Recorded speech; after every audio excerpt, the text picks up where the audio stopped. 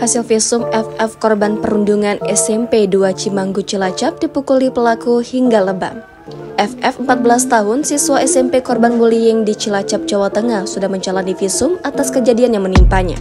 Korban menjalani visum di Rumah Sakit Umum Daerah Majenang, Kabupaten Cilacap. Humas RSUD Majenang Muhammad Fadil Sayakti membenarkan bahwa korban perundungan tersebut sudah menjalani visum pada Selasa atau setelah kejadian. Tetapi untuk hasil medisnya mungkin nanti sama pihak kepolisian yang menyampaikan, ucapnya.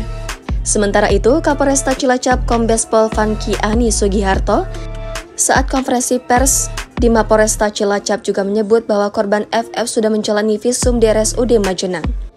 Salah satu korban menderita sakit ya, ada beberapa lebam yang ditemukan, kemudian bengkak, dan sudah kita mintakan visum di RSU Majenang. Visum dilakukan untuk memeriksa bekas tindakan penganiayaan oleh pelaku seperti yang ada di video. Pasalnya, seusai insiden itu terjadi ditemukan sejumlah luka lebam di beberapa bagian tubuh korban. Namun hingga saat ini belum ada informasi pasti terkait hasil visum korban FF. Detik-detik FF dirundung oleh pelaku terekam dalam video. Video itu beredar di media sosial. Tampak dalam video, seorang bertopi memukul dan menendang korban berkali-kali. Kapolresta Cilacap AKBP Arif Fajar Satria mengatakan, akibat kejadian tersebut, korban menderita luka memar di wajah, perut, dan bahu sebelah kanan. Peristiwa yang dialami FF itu terjadi pada Selasa sekitar pukul 15.00 waktu Indonesia Barat. Kejadian ini diketahui keluarga korban seusai FF tiba di rumah.